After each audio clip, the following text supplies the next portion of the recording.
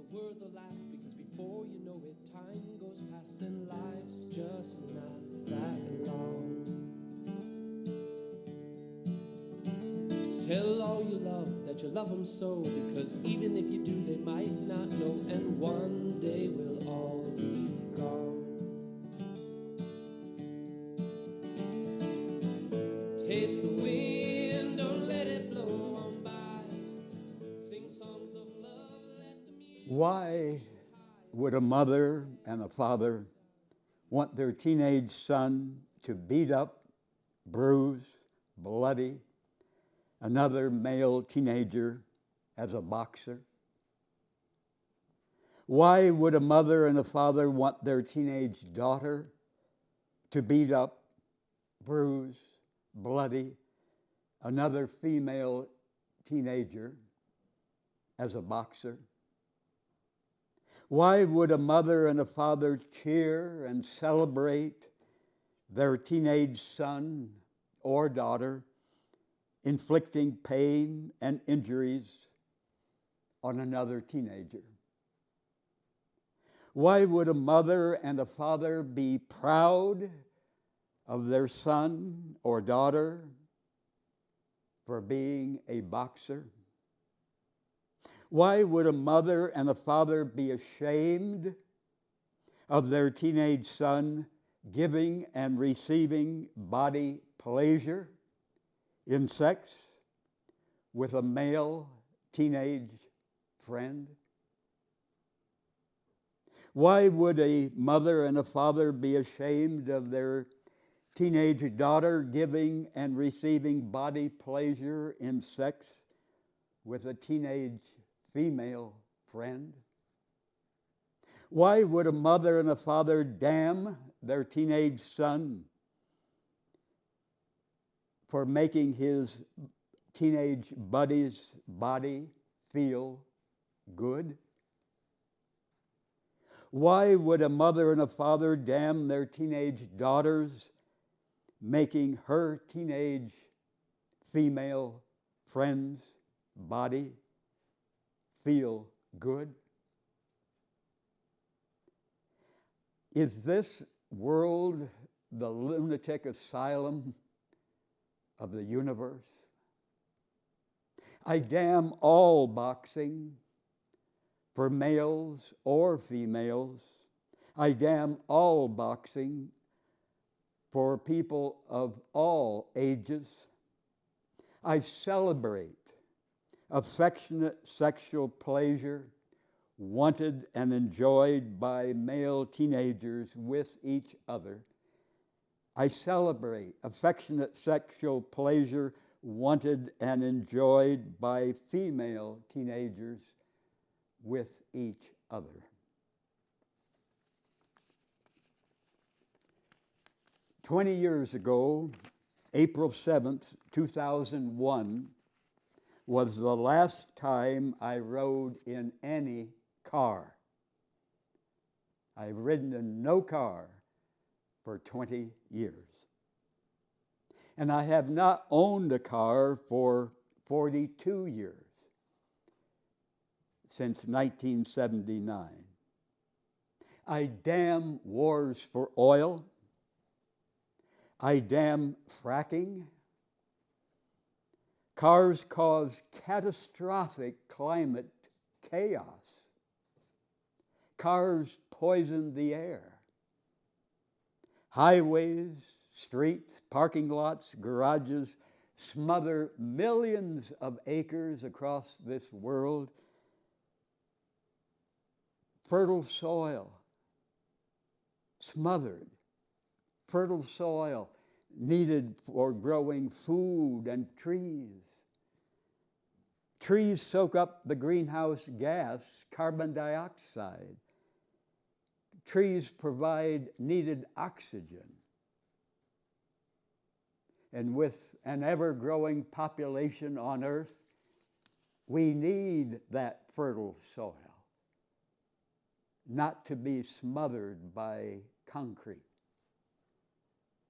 I save much money not having a car.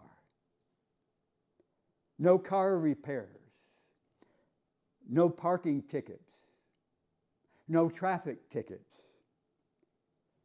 no car vandalism, no flat tires, no car insurance, no monthly payments, no car theft.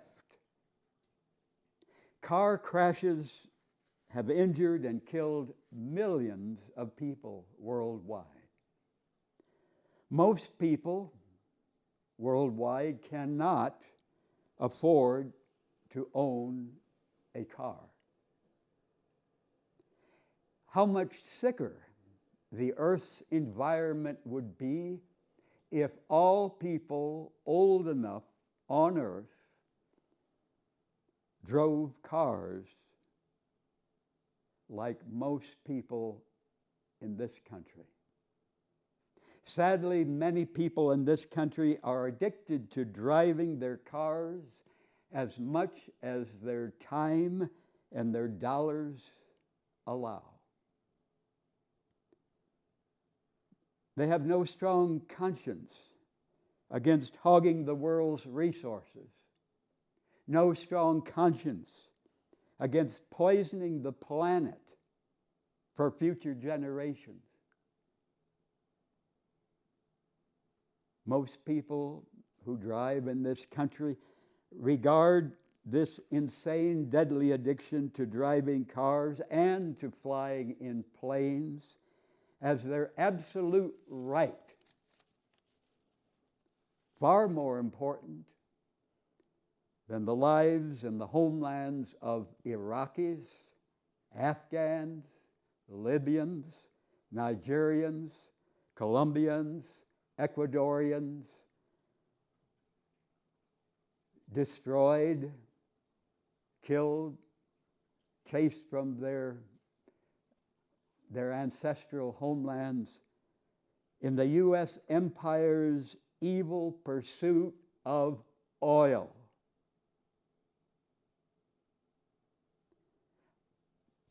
If you gave me the most luxurious car in Albuquerque, I am absolutely sure I would not keep it.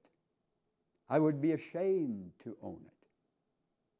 I would be ashamed to own any car, knowing what I know about the climate chaos that endangers those who come after us. Sometimes I ride the city bus, but I walk mostly, and I'm glad I'm able to walk.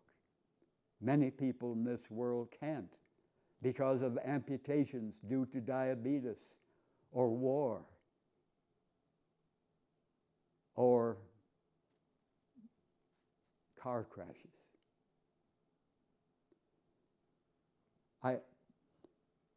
Walking is best for our health if we are physically able.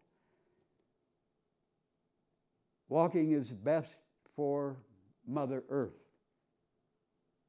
Bicycles are second, and then come trains and buses and ships. And worst of all, for our health and the Earth's environment are cars and planes. Much walking strengthens our bones and our heart. Much walking prevents diabetes. Much walking clears the mind. Much walking stimulates our blood circulation. Our legs can be great doctors to help us stay healthy. I love to walk. And I pledge never to own a car the rest of my life. As a worldwide human family, we stand dangerously on the edge of a cliff, the environmental cliff of human survival. Progress means stepping backward from that cliff. We can wake up. We can change. Do we give a damn how people after us will suffer from the climate crisis?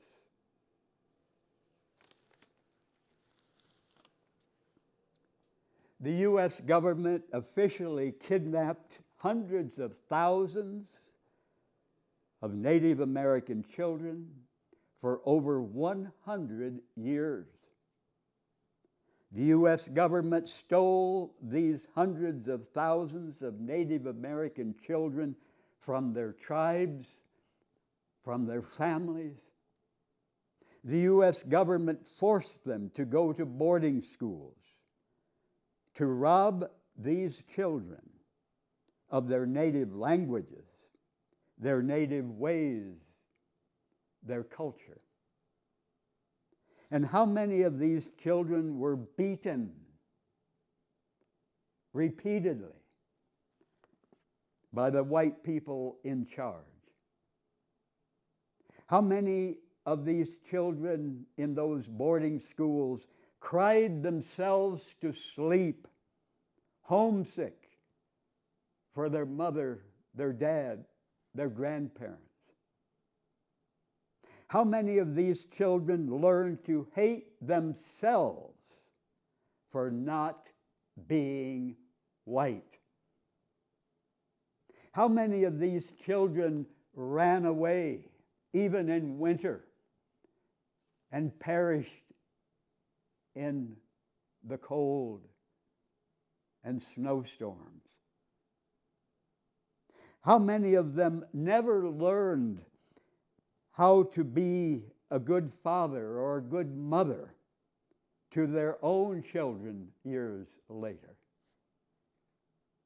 How many of these children later became addicted to booze and other drugs to forget the hell they suffered as children in those boarding schools? How many became mentally ill for the rest of their lives? How many of these children, as they grew up, were duped and conned and baited and recruited by their oppressor, the U.S. government, to become U.S. soldiers to murder indigenous people in other nations? How many of these Native American soldiers then had been so poisoned from childhood to believe the white people's God approved of U.S. wars abroad? How many of these Native American soldiers came home in body bags? How many of these Native American soldiers who had been brought up in the boarding schools returned to their tribes from the battlefield as alcoholics, wanting to forget forever the atrocities they had committed to other human beings who were not white?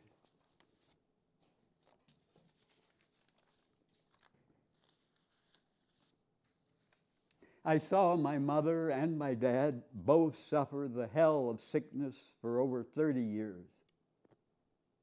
I woke up. I changed from years of junk food to eating and living healthy. I heard my mother and my dad many times, fight over money and bills. So I eventually learned to enjoy living simply, below the U.S. poverty level. They and I, back then, craved and bought much stuff we did not need. wasted a lot of money. My mother's passion for fairness and how she loved to give to other people, all of this taught me to enjoy living simply below the U.S. poverty level. Seeing my mother and dad both suffer in their miserable marriage, I avoided the cage of marriage to anyone. Yes, to close friendships. Yes, to passionate romance. And for me, that means passionate romance to certain men. But marriage, for me, to anyone, never.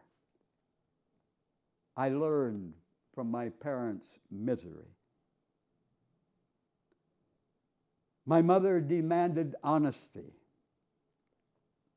She hated lies. My mother hated bullshit. My mother was honest and open with me about what she thought and felt and how she lived. And she would have been terribly hurt if I had lied to her about anything. Maybe more hurt than if I had slapped her face. Of course, she did not want me to lie or to slap her face.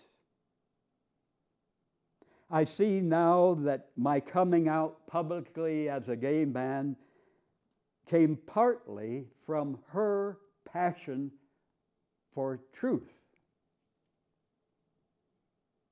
Why should I live a lie? My coming out as no longer religious also came partly from my mother's passion for truth. How can I pretend to believe what I no longer believe? 54 years ago, I was a sincere Christian preacher, first in Virginia, then in Illinois. I was just as sincere then as I am now, but in those 54 years, many, many people have helped me to question what was my faith, to question the Bible deeply, and not to swallow stuff just because it's in a book or because people said I should. Many people on my long journey away from religion I am indebted to, deeply indebted to. My mother yearned to live simply. She yearned to live healthy. She learned to live free from marriage to my dad.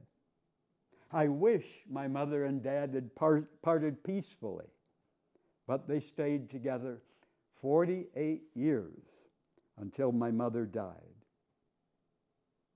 They were miserable cellmates until death in the prison of marriage. And they might have been good friends if they had never gotten married. If I lived to be my dad's age of 81 when he died, I hope I am as devoted to my work as he was devoted to his work. Millions of Christians and Jews for hundreds of years have loved the 23rd Psalm in the Bible. The Lord is my shepherd, I shall not want. He makes me lie down in green pastures. But the man who wrote the 23rd Psalm was David. And in the Bible, David was praised for killing tens of thousands of people. I wonder how many people who've sat in church of whatever label for their whole lives know that in the Bible, David was praised for killing tens of thousands of people in other nations. Not in his own nation, but in other nations. Never once in the Bible did David apologize or repent for his mass murders of other human beings. Never once in the Bible did David express regret or sorrow for his mass murders. David, who wrote the 23rd Psalm, killed far more people than any street gang leader in this nation. David, in the Bible, who wrote the 23rd Psalm, killed far more people than any serial killer on death row in this country or in the whole world. He had no conscience against killing people in other nations. And sadly, millions of soldiers today in the United States, in France, in Germany, in many nations, many soldiers who call themselves Christians believe that God wants them to kill other human beings if their government tells them to, as soldiers. Crazy bullshit, evil bullshit. Remember this when you hear a preacher or a priest read the 23rd Psalm. When will we see that all people on earth are our sisters and brothers? All people on earth are our human family.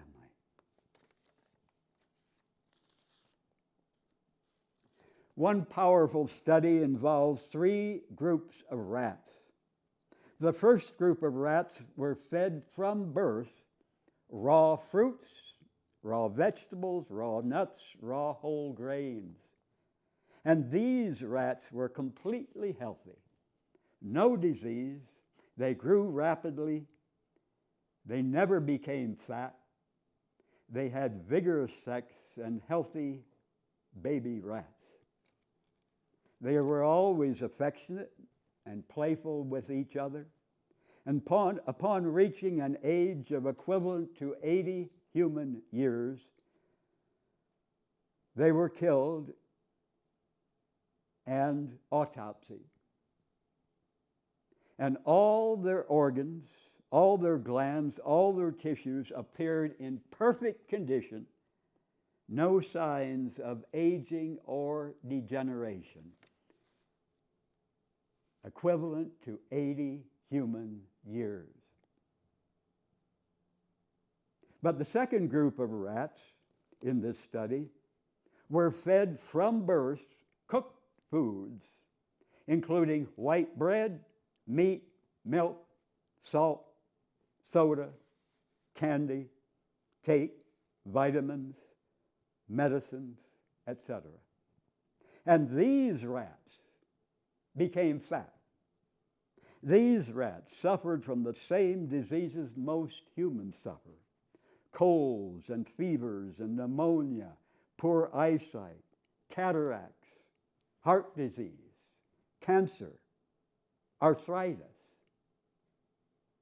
And these rats were vicious and nervous.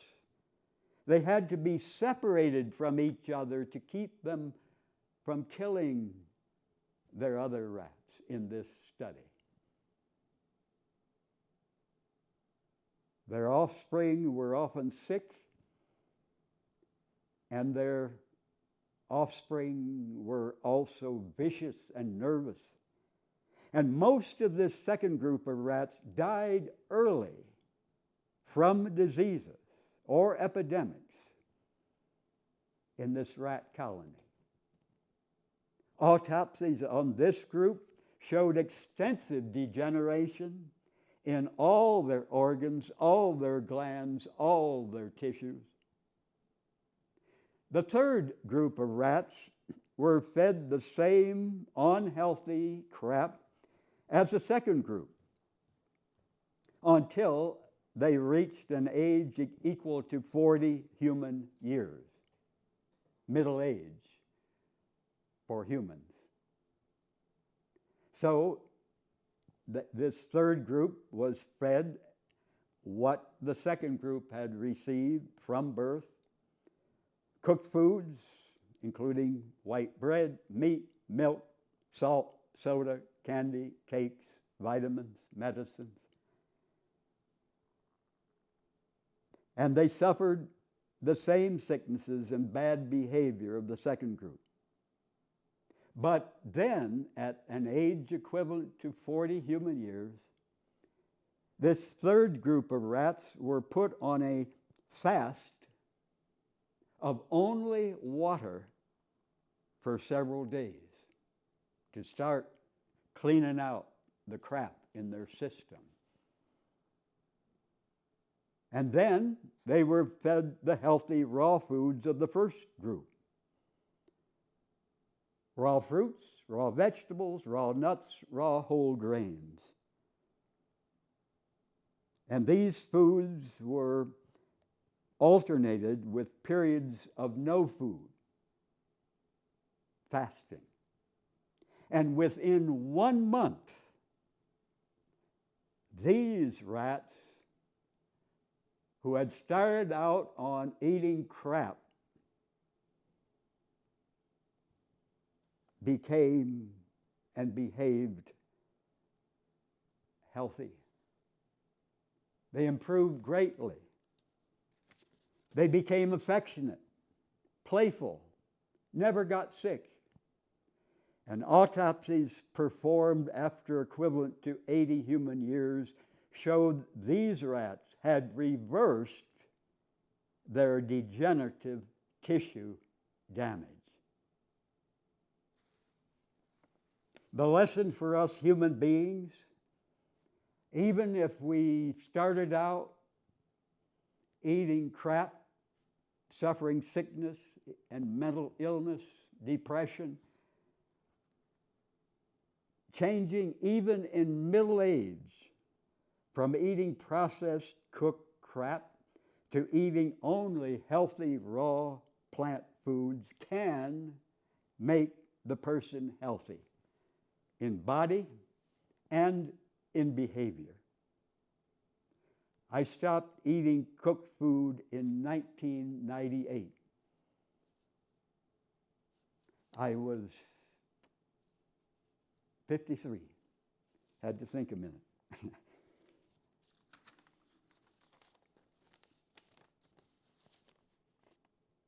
The so-called Black Hawk War of 1832 was a viciously one-sided and genocidal slaughter of Native Americans in the Midwest, not far from where I grew up on a farm in Illinois. It happened in Wisconsin, the southwest part of Wisconsin.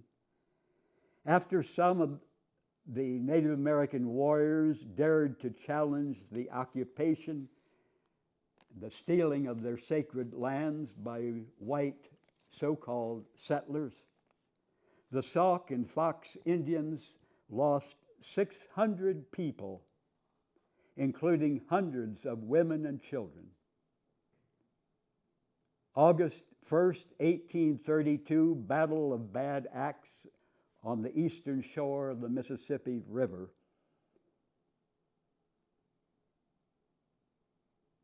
While the Sauk refugees were preparing rafts and canoes the armed U.S. steamboat Warrior arrived, whereupon Chief Black Hawk tried to negotiate with the U.S. troops under a flag of truce. But the U.S. soldiers opened fire, killing 23 warriors.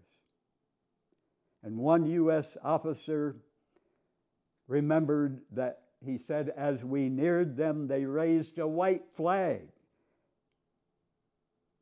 But the U.S. soldiers shot and clubbed and bayoneted to death hundreds of Sauk and Fox men, women, and children. U.S. soldiers scalped the dead Native Americans. They cut long strips of flesh from dead Native Americans and from the wounded for use as razor straps. The U.S. soldiers shot tribal members swimming for their lives. Later, in a popular account of this slaughter, U.S. Major John Allen Wakefield said, "It was a horrid sight to witness these little children wounded and suffering the most excruciating pain. But," he said, "they were of the savage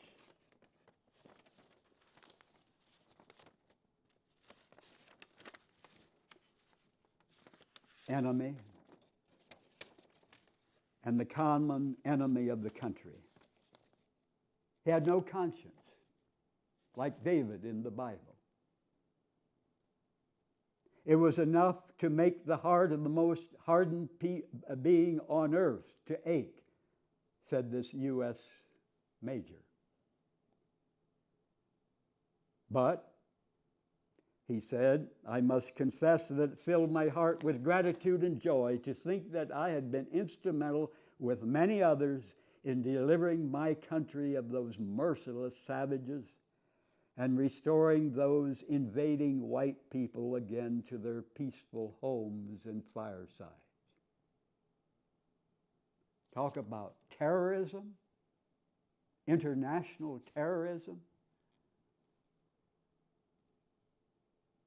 This U.S. major's account, the U.S. troops at Bad Axe shrank not from their duty, he said. They all joined in the work of death, for death it was. We were by this time fast getting rid of those demons in human shape. The ruler of the universe, he who takes vengeance on the guilty, did not design those guilty wretches to escape his vengeance. Talk about evil. Talk about Hitler. Absolutely evil what these U.S. soldiers did to those Native Americans there and in many places for many years on this continent.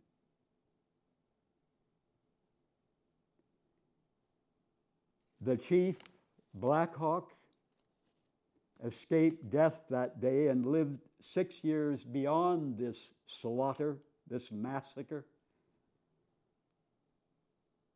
Andrew Jackson was president. Andrew Jackson was a famous and prolific killer of Native Americans. And Andrew Jackson had Black Hawk paraded across eastern cities as a celebrity freak, as war booty, as an exotic savage held up to gawking white crowds as proof of the United States military's alleged prowess in defeating barbarian brutes.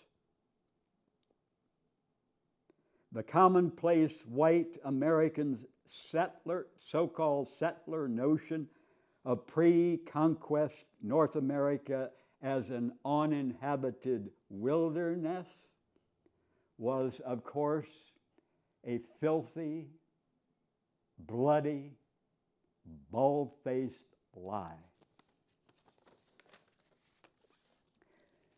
More from the powerful book Caste, C-A-S-T-E, in our city library here in Albuquerque. A powerful book by the African-American woman author Isabel Wilkerson. When black teenagers attended a pool party in a predominantly white gated community in McKinney, Texas in 2015, white residents called the police on them for trespassing.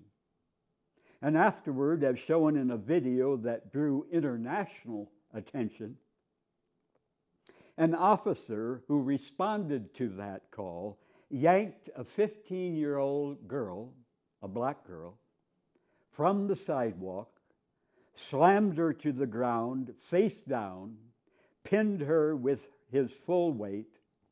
Here was a grown man, a white man, with his knees bearing down on her slight bikini-clad frame as she sobbed, helpless, beneath him. When black boys there instinctively rushed to help her, the officer pointed his gun at them. They backed away. The full power of the state treating them not as children, but as threats to society. It was a scene that would be hard to imagine occurring with a young girl from the same caste, the dominant caste, as the officer. In other words, a white girl. It would be hard to imagine such a thing happening. And within days, the officer resigned, but the incident demonstrated the depth of assumptions about who belongs where in a caste society. A caste society where whites on top, blacks, Latinos, Native Americans, Asian Americans below. And the instantaneous walls erected and punishments meted out for breaching those boundaries, even in our era now.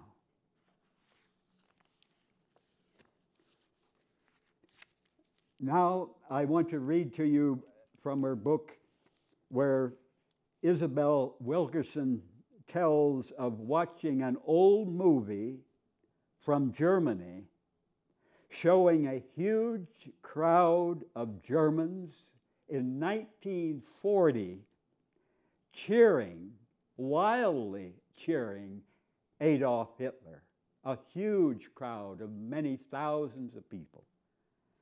Sadly, these people were drunk on hate. She says the film footage, black and white, rough against the wall onto which it is projected, unfolds in a continuing loop in a cave of a viewing room at a Berlin museum. It shoves and heaves and spits you back in time to Saturday, July 6, 1940, at precisely 3 p.m. No commentary explaining the footage. You're forced to absorb the horror of it in all of its pageantry on your own. Hitler is returning to Berlin after the Germans have seized Paris in the Battle of France. The camera captures his arrival at Anhalter Station, follows the flower-strewn Strasses along the parade route. Hitler's motorcade winds past people who are not just hurling confetti, but are so tightly packed together that they themselves look like mounds of confetti thrown by the wind.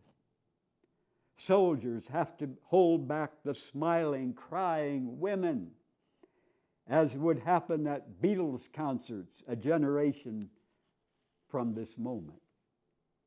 The roar of that crowd in Germany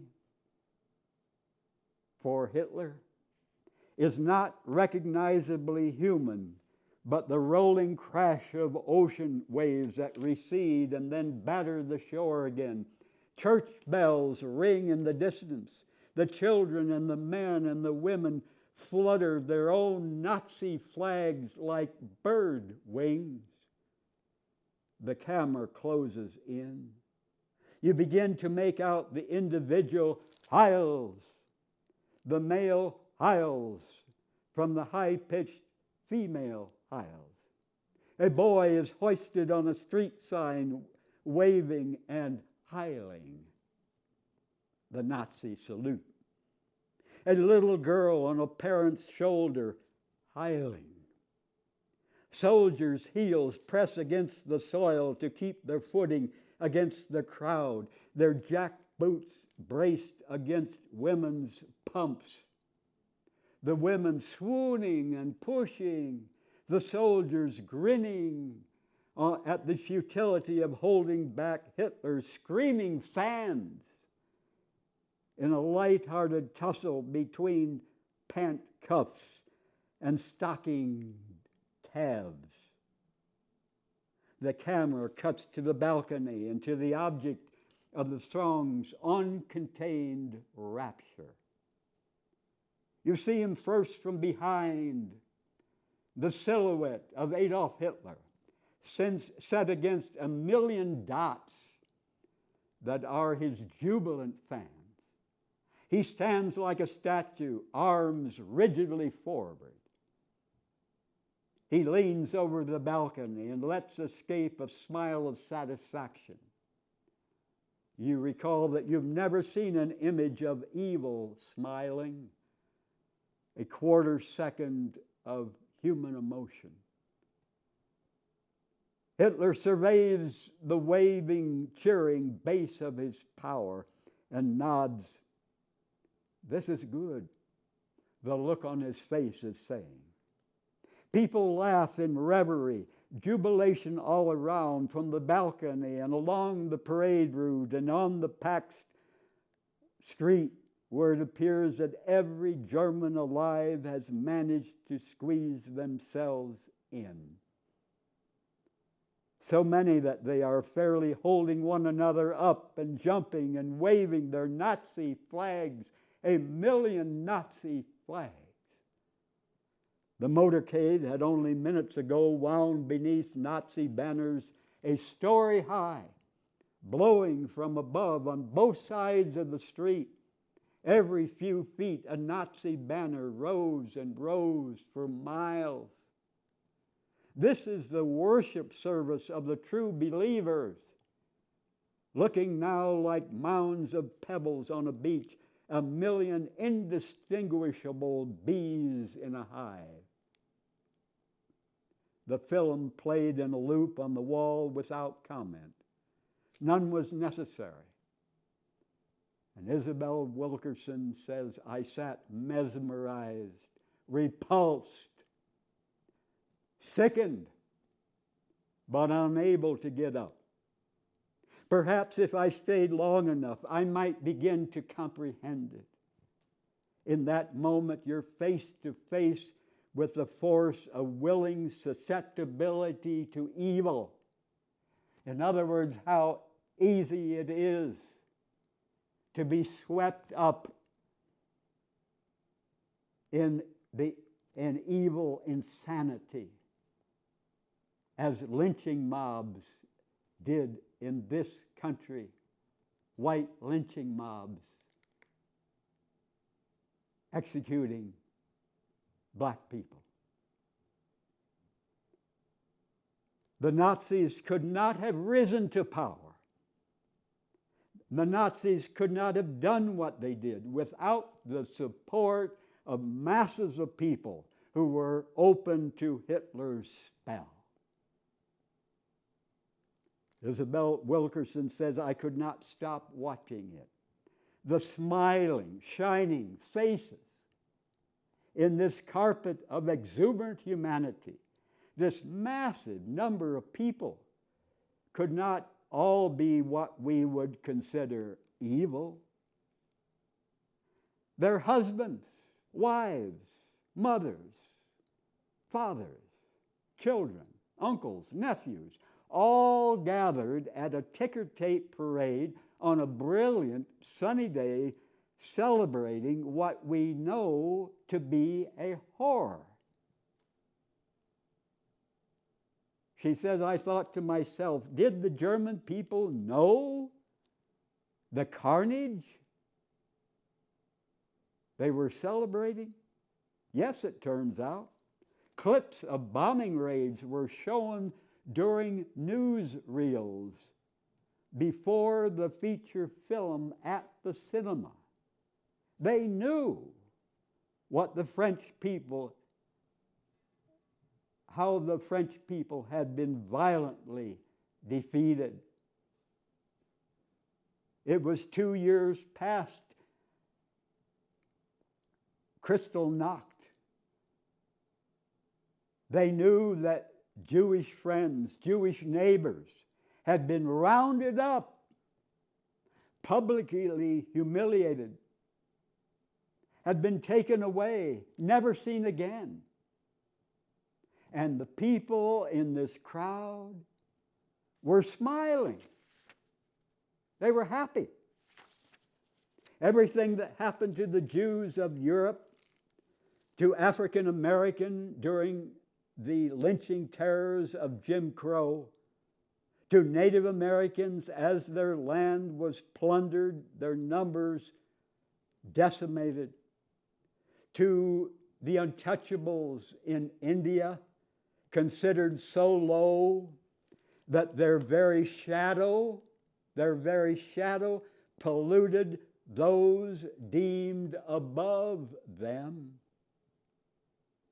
All of this happened because a big enough majority had been persuaded, had been open to being persuaded centuries ago or in the recent past, that these groups on top were ordained by God as beneath them, subhuman, the other people deserving what they got.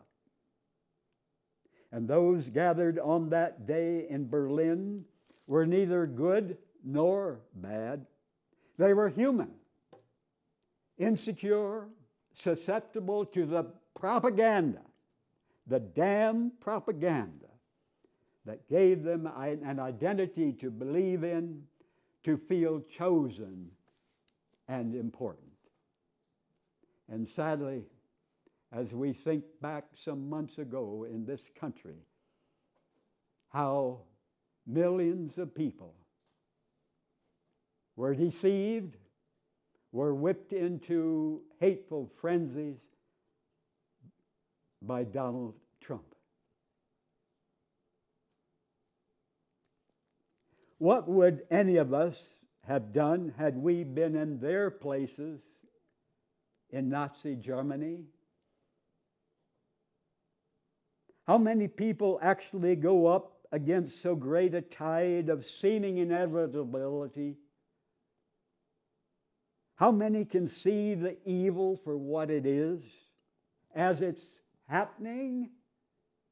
Not looking back many years later, but right now.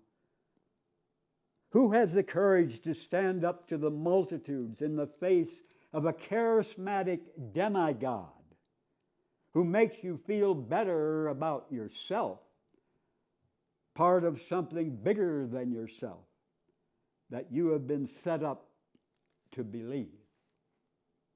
And every last one of us would now say to ourselves, I would never have attended such an event.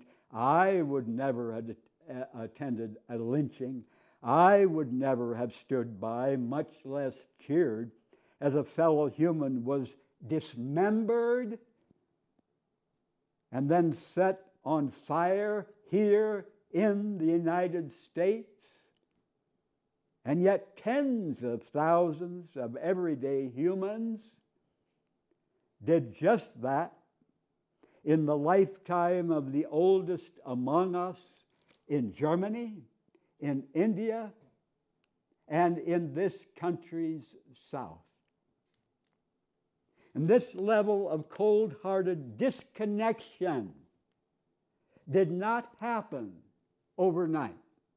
It built up over generations and generations of insecurities and hatreds. And some of the witnesses and participants who hailed Hitler, some of the witnesses and participants who laughed at humans being tortured, black humans being tortured in the Jim Crow South, are still alive, cradling grandchildren to their bosom. The camera in Berlin panned the crowd and fixed its lens on the children. A little girl with a blonde page boy and a beret in her hair, hailing Hitler, hoisted on her parents' shoulders.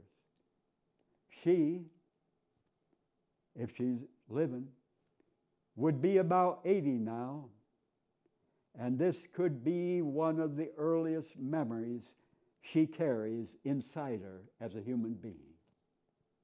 Germany bears witness to an uncomfortable truth, that evil is not one person, not just Adolf Hitler, not just Donald Trump, not just the Ku Klux Klan. Evil can be easily activated in more people, in thousands and millions of people, than we would like to believe when the awful conditions come together.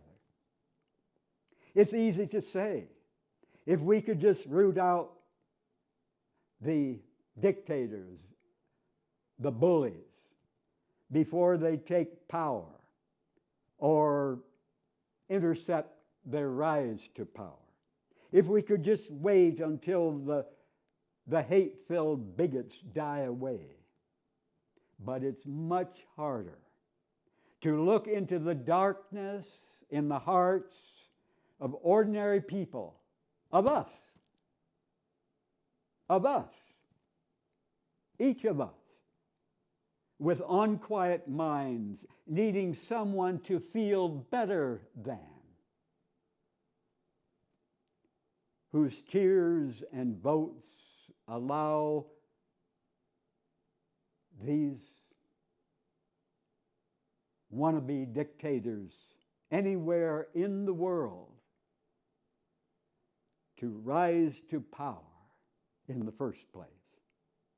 It's harder to focus on the danger of common will, the weakness of the human immune system, the ease with which the poisons can infect generations and generations afterward, because it means the enemy, the threat, is not one man. It is us.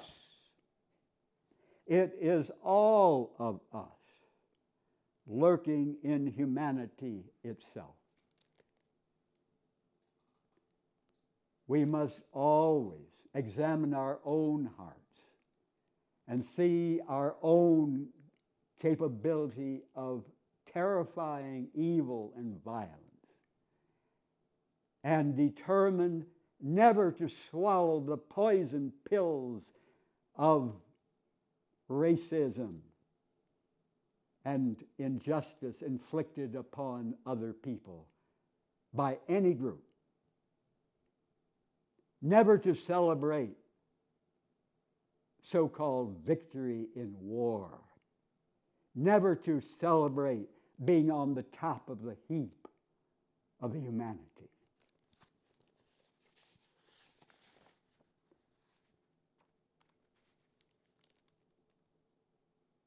Years ago, back in the 1990s, the political scientist Andrew Hacker posed a theoretical question to his white undergraduates at Queens College in New York. He asked his students how much they would have to be paid to live the next 50 years as a black person. The students thought it over, came back with a figure. Most of these white students said they would need $50 million, $1 million for every year that they would have to be black. They felt that they would need it to buy protection from the discriminations and dangers white people know they would face once they were perceived to be black. There's a black tax that we pay, says a black man. A black tax that hurts our health, and the gap is larger among the college educated than it is among high school dropouts, he said. We still carry that burden to engage in a heightened vigilance, which means you're careful of how you look, how you appear, how you dress. There was a middle-class black businessman who never left the house in sweats and sneakers that his white neighbors wore without a moment's thought. He couldn't afford to. He took great care whenever he left the house. It took more time and more forethought for even the most casual errand. He said if his wife needed a gallon of milk and he needed to run to the supermarket to get that gallon of milk, he would run into the house to get a jacket and a tie. It was his way of trying to minimize the likelihood that he's going to be perceived as criminal because he's a young black male.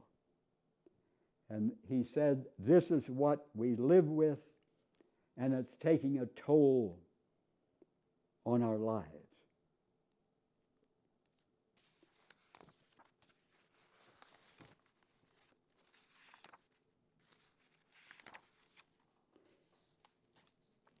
Isabel Wilkerson says, in a world without caste, instead of a false swagger over our own tribe or family or ascribed community, we would look upon all of humanity with wonderment, the lithe beauty of an Ethiopian runner, the bravery of a Swedish girl determined to save the planet, the physics-defying acrobatics of an African-American Olympian, the brilliance of a composer of Puerto Rican descent who can rap the history of the founding of America at 144 words a minute. All of these feats should fill us with astonishment at what the species is capable of and great gratitude to be alive for this. In a world without caste, being male or female, light or dark, immigrant or native born, would have no bearing on what anyone was perceived as being capable of. In a world with no caste, we would all be invested in the well-being of others in our species, if only for our own survival, and recognize that we are in need of one another more than we have been led to believe. We would join forces with indigenous people around the world, raising the alarm as fires rage and glaciers melt. We would see that when others suffer, the collective human body is set back from the progression of our species. A world with no caste would set everyone free. Good night. Live every day as if it were the last, because before you know it, time goes past and life's just not that long. Tell all you love that you love them so, because even if you do, they might not know, and one day we'll all